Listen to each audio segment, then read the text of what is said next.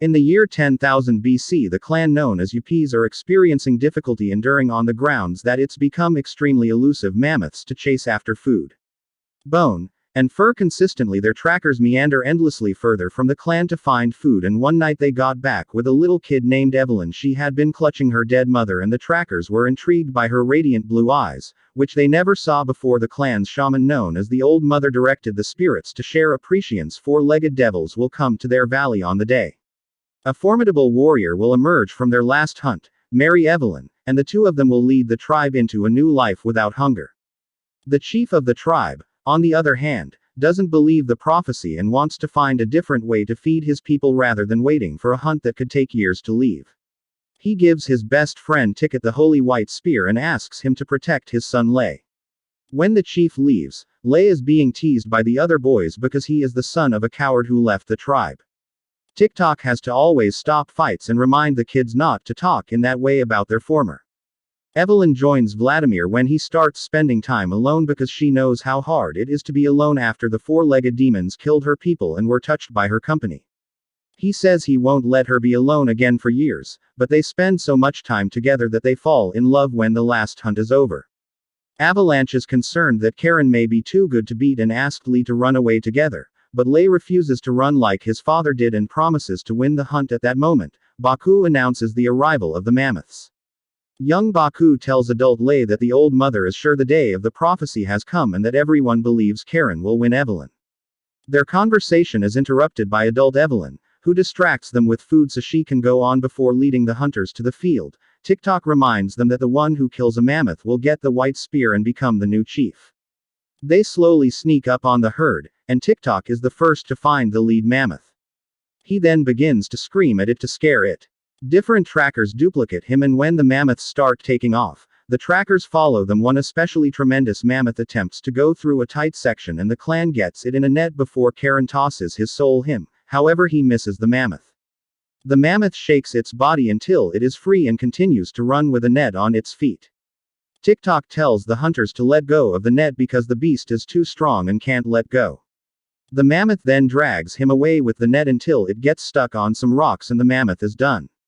The boy dodges the attacks and freezes his hand to throw his spear, but his shot only angers the mammoth more than Lee, freeing it to begin charging after Lay. But this one is stuck on the rocks, so he tries to run away from the mammoth, follows him, and walks into the spear by accident. The spear pierces the mammoth's heart, killing it on top of Lee. The clan quickly comes to save him and salutes him for killing a mammoth alone, which has never been attempted before. The Old Mother gives him the white sphere, and with Evelyn's help, the mammoth is taken back to the tribe to be eaten. The tribe celebrates, but Lay feels so bad because the mammoth died accidentally. Because lying is bad, he asks TikTok for advice because he doesn't want to lose Evelyn. However, TikTok reminds him that lying later in the evening is not the way to claim the white sphere. Blair informs Evelyn that he has given Ticket the spear back. However, that he still adores her and longs to be with her. Tragically, Evelyn held onto Lay, surrendering the lance as abandoning her and leaves. The following morning the clan is unexpectedly gone after by the four-legged evil spirits who end up being horse riders. They take all the strong people and make them slaves, killing anyone who dares to challenge them.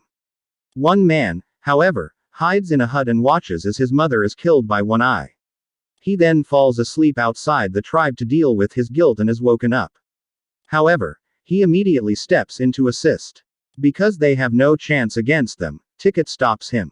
After the riders leave with a bunch of new slaves, the survivors try to take care of what's left of the tribe. The leader of the riders, known as Warlord, notices Evelyn's beauty and decides to take her for himself. Lay concludes he needs to pursue the riders and TikTok and Karen, but to go with him. Baku also wants to go, but because he is a young boy, he is told to stay back. Be that as it may, when the triplet leaves, Baku escapes and goes along with them at any rate, making sense of he has no family left in the wake of strolling for a couple of miles. As they move on, the group is struck by a snowstorm, and because the Old Mother is following their spirits, she feels the freezing cold as well as the hunters manage to survive the snowstorm. Additionally, they discover a number of stones that indicate that someone started a fire there and a piece of the Evelyn necklace that confirms that they are on the right path. However, upon awakening, they discover that the snow has wiped out all of the horse riders' tracks. After wandering for a number of days and nights, they begin to wonder if they are getting lost. In the meantime, I learn that Evelyn has been losing pieces of her necklace and is refusing to hand it over. Later, when the hunters pass that area, they notice the necklace covered in blood on the ground and worried about Evelyn's life. Lord whips her hands to break her determination. However, Baku informs him that perhaps she only lost it at that moment. They fear that the riders have traveled that way because they observe birds flying away from the forest. The forest is full of dangerous animals, and when one of the riders is taken by a mysterious animal, the warlord whips everyone to make them move faster.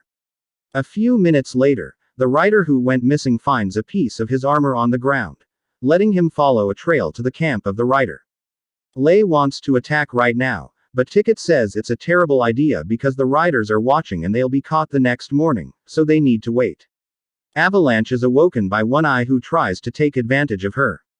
Lei knocks him out and reunites with Evelyn. However, they are interrupted when the horses suddenly start to panic due to something they saw in the woods. Lei takes Evelyn with him, and the warlord notices as the riders get ready to leave. Since his favorite girl has left, he and Evelyn take advantage of the horses' distractions. They begin to release some. While the riders fight the birds, Baku climbs a tree, and TikTok tries to defend himself, only to get wounded. The group tries to hide among the trees and promises Evelyn he'll be back soon.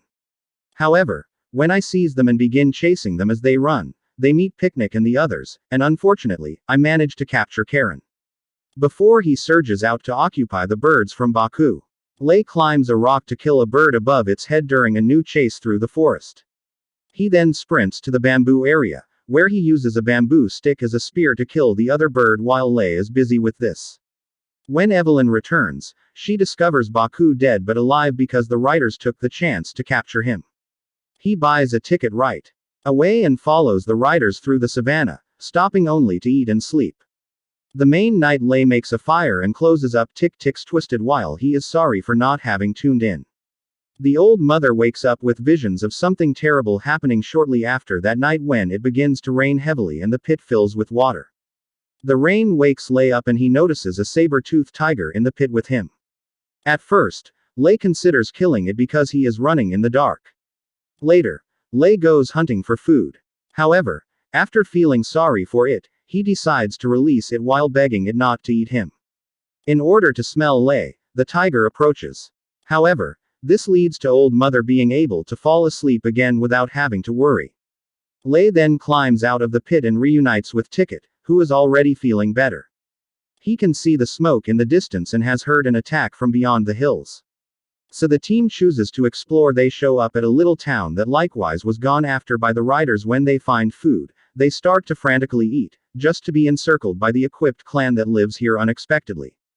The tiger appears just as the duos appear to be about to be killed, causing the tribe to retreat.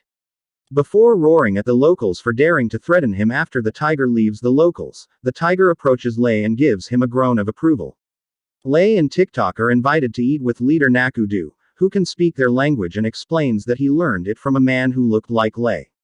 Lei wants to know where to find his father, but he was taken by the riders as well, and no one has ever escaped from them. After that, Naku shows them some paintings that talk about a prophecy about a man who can talk to the tiger and will free their people. This clearly refers to Lei. Naku does send messages to the other tribes, but Lei doesn't think he can help him. TikTok explains that although his father left to seek a better life for the tribe, he did not abandon him. As a result, it is too late to follow his ideals. The following morning, the messenger returns to inform them that the riders attacked other tribes as well. Nakudu tells his men to get ready to leave while everyone says goodbye to their families because TikTok wants to go after them. Delay cautions against doing so on its own, and the authors explain why they killed his wife and kidnapped his son Tutu. Regarding Tutu, when the group stops to rest he meets Baku while they are being dragged around by the riders. They quickly become friends. I try to get Baku to drink some water, but he attacks me immediately and I jump on him to kill him. Therefore, Evelyn petitions the warlord to halt it. The warlord hits One Eye to stop him because he can't say no to her. which rankles One Eye and nearly makes him draw his blade anyway. He realizes he can't hurt the pioneer at the present time and commits retribution later. Back to Lei, he leaves the town with the others in a shock to see numerous different clans previously sitting tight for them since they've heard the extraordinary pioneer has shown up. The group embarks on a strenuous walk without taking breaks to rest or sleep, and as each day passes, more tribes join them. When they finally get to the river, they find that the riders are leaving in cage-filled boats with slaves. Lei can't help but yell Evelyn's name, and as soon as she hears him, she tells the other riders that she will come to save them. The children are excited to see such a large group of warriors, but the authors immediately silence them because they are unable to follow actual boats. The tribe paused to talk about their. According to the narrative, the slaves are transported to the Snake's Eye, which rests beneath a sun that does not move under the moon, as the river snakes through the sand. The desert is the only way to get there without boats, but no one can walk that far. Despite his promise to find the Snake's Eye and lead the tribes to the desert, Valet does not give up and guides them there. After some days of feeling lost, Delay looks up at the sky and sees that the Snake's Eye is the North Star, so they need to travel at night to use it. In the meantime, the elderly mother has stopped interacting with anyone and has simply remained stationary, waiting for the appropriate time to complete her work. The tribes finally locate the rider's destination, the Mountain of the Gods. Slaves arrived a few days ago and have been assigned the task of building a pyramid for an advanced civilization. These slaves have also slaved Mammoth, treating them with a lack of respect that irritates Baku and Karen whenever a horn is struck. In order to receive the leader known as the Almighty, everyone must submit to their desires. And today's priests. The Almighty is dissatisfied with the sluggishness of everyone's work and directs the priest to sacrifice a slave as a punishment. After that, one of Karen's friends is thrown off the building, whereupon he passes away instantly. Meanwhile, Lei begins to lose hope due to the fact that not all tribes are together. They lack the numbers necessary to attack. TikTok, on the other hand, points out that if the slaves join them, they will be much more active at night, either by lying down and knocking or by sneaking into the caged building to check on the slaves while Nakudo reunites with his son. When Flay inquires about Evelyn, Baku responds that the women are located in a different building. Lei then apologizes to Karen for providing him with cod. But Karen swears to follow the end later because she believes in the prophecy. A slave from another clan fight Lei's presence here since he'll cause everybody problems and he doesn't really mind the number of lances he that has since weapons can't kill a divine being. Nakudo lets him know that Lei his powers that permit him to address the tigers and the slaves quickly acquaint him with a visually impaired man that they keep stowed away underground. This visually impaired man used to be worker to a divine being that took off and knows that the hunter's mark, which symbolizes the brightest star in the heavens, is the thing God is most afraid of. Without the mark, a hunter cannot kill God right then. They hear the watchman drawing closer, so Lei and Nako really do have to leave first. However, Lei gets some information about his armband, which looks natural. It turns out that the blind man's life had been saved by his father. However, unfortunately he is currently dead. After that, Nakudo and Lei fled back to their army to find that a few guards had followed them. The members of the tribe get ready to fight, but TikTok arrives first and fights by himself. He kills them all with great skill, but one of the guards only pretends to be dead and stabs Ticket when he turns around. When he rushes to the side, Ticket tells him he needs him because the slaves won't fight him because they have their own prophecy. He then hands him the white spear and dies in the meantime. In order for the warlord to take advantage of Avalanche at night, she is taken to his chamber, steals his sword with care, but the priests and guards interrupt them before she can defend herself, arresting the warlord for stealing a slave from the all-powerful. The priests take the sword from Evelyn's hand and discover the scars from the hunter's mark. The Almighty is furious at the news and buries the ticket while Nakudo reminds him that his father would have wanted him to be a good leader. Finally, he accepts the white sphere and gives the tribes a great. It turns out that One Eye was tattled on the warlord as his revenge. Speech about how people should work together to kill giants like they do. After burying their spears in the sand, they prepare in the morning with a strategy. They enter the camp disguised as slaves and inform Baku that he will soon become a hunter. Additionally, he begins disseminating information about an impending fight. In the meantime, Evelyn and the warlord are taken to the Almighty, where the warlord is whipped for betraying Evelyn. The priest also tells the Almighty that a large army of spearmen is nearby, so they need to get ready to go back to the slave's place. Karen finds the mammoth leader, so they send Baku and Tutu to do their part. The kids then free the mammoth from its chains. Lay makes a motion to begin the battle as every one of the lances start going after the experts. Blair attempts to unnerve the mammoth chief without any result at that point. When the guards arrive, Karen fights against them to delay the mammoth and sacrifices himself for his people. Furious at losing a friend, Karen finally yells loud enough to scare the mammoth into running down. The slaves observe this, crushing all of the guards, and are eventually inspired to rebel as well. Within a short time, members of tribes are engaged in combat with their oppressors everywhere. At the point when All-Powerful hears what's happening, he arranges the minister to kill Evelyn before everybody to cause them to lose trust. When Ribbon sees Evelyn, he makes the champions quit battling and the slaves can't resist the urge to tumble to their knees when they hear the horn. All-Powerful appears and conveys an intimidation through his cleric in the event that Lay doesn't turn around.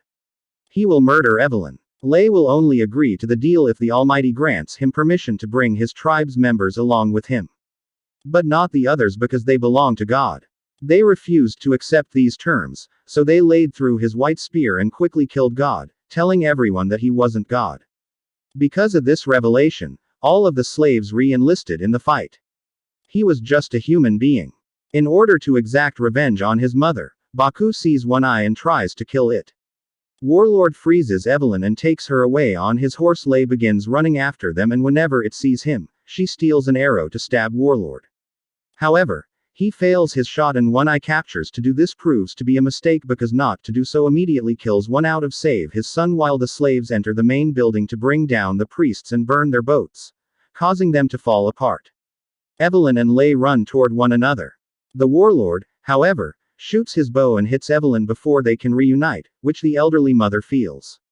Blair goes to the mammoth to plead for a kind end for himself after a furious Lay immediately begins bleeding, runs to the warlord, and kills him with a white spear.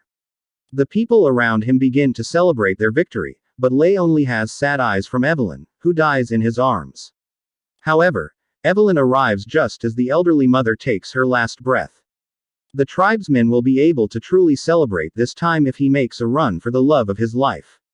After a while, the tribes return to their respective villages, where Nakudu distributes some seeds that his father had collected. These seeds should help feed his people. Both tribes say their final goodbyes to one another, and a few days later, they and the rescued tribesmen plant the seeds, which grew quickly under Lay's leadership, and the old mother's prediction that enough food would be available to save the village has been fulfilled. To see more videos like this one, subscribe to our channel and enable notification. I appreciate your viewing.